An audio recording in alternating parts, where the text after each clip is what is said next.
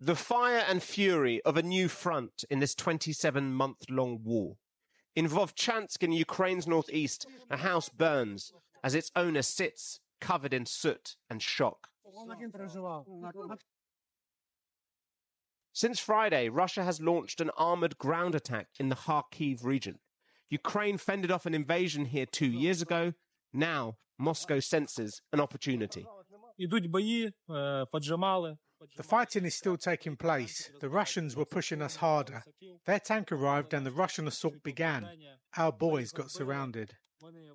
Ukraine says they are holding the line of defence, but they are desperately awaiting delayed military aid from Washington.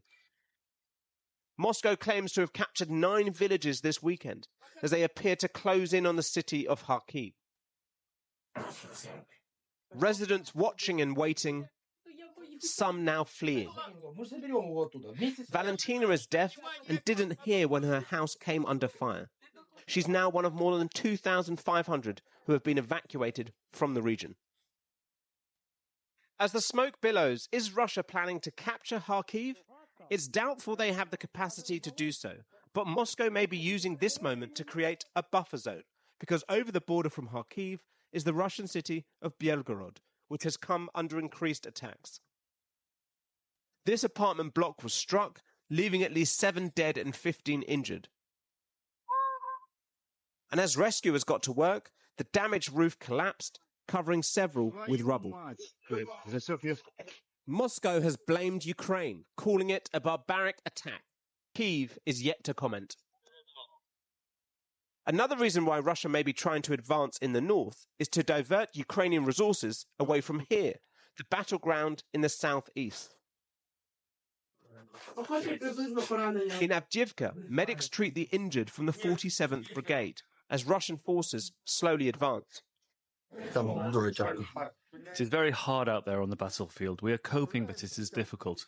We keep up the defence, and that's it. As the sick wait under the dim lights, Ukraine is facing a difficult situation, down here in the south and further up north too, where busloads of evacuees ponder the future away from their homes and wonder what next for their nation as Russia opens a new ominous chapter, the pain and sudden shifts of this ever-grinding conflict. Kieran Moodley reporting. Well, Maria Adiva is a Ukrainian security analyst from Kharkiv.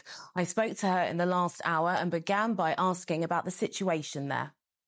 Well, it's a difficult situation there. So Russian troops are trying to get closer to the city, and I think at the current stage, this is their number one goal. This city, it's just on the border and it was already liberated. So people who live in Vovchansk, they already went through the occupation. They know how is it to be under occupation. And this is why they're rushing out, because they don't want to experience it for the second time if this happens. What do you think is the wider strategy then? You've said that Russian troops are on the border somewhere else kind of gathering. Do you think that it's to create a so-called buffer zone or to eventually take Kharkiv? What do you think is the strategy here? I think they have several goals in mind. One is in actually what you mentioned, to create this buffer zone or gray zone along the border. This will allow for Russian troops, if this happens, to come closer to the city and have Kharkiv in the artillery range. The other aim is to stretch the front line, because obviously to hold the new front that just has opened, Ukraine needs to redeploy more troops here from Donbass, and this means that they will be overstretched, and as you know, the Ukrainian army has not sufficient manpower, so this will be difficult. I don't believe that Russia will try to get the city itself, but even if they will succeed in getting closer to the city, this will create a dangerous situation for the Kharkiv, the second largest city in Ukraine. You would have heard that Russia are blaming Ukraine for a strike on an apartment block in Belgorod. What do you make of that? They've said it's a terrorist attack on residential areas.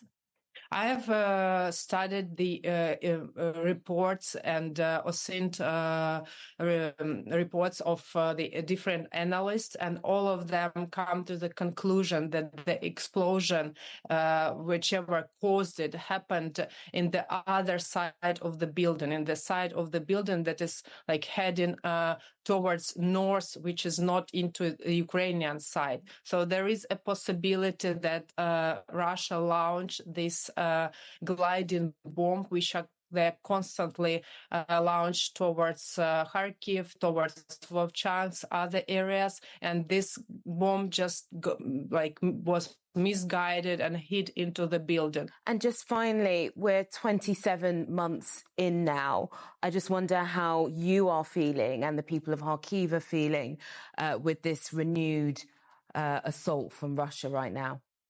People generally are exhausted because of the war naturally, but this new offensive from Russia gives them, it could sound weird, but this gives them the feeling of like another strength, because they understand they need to be strong and resilient. So people understand that this is a moment when we have to be as united, as strong as possible to stop Russian advance, because Russia wants to crush everything and destroy if they succeed in moving further.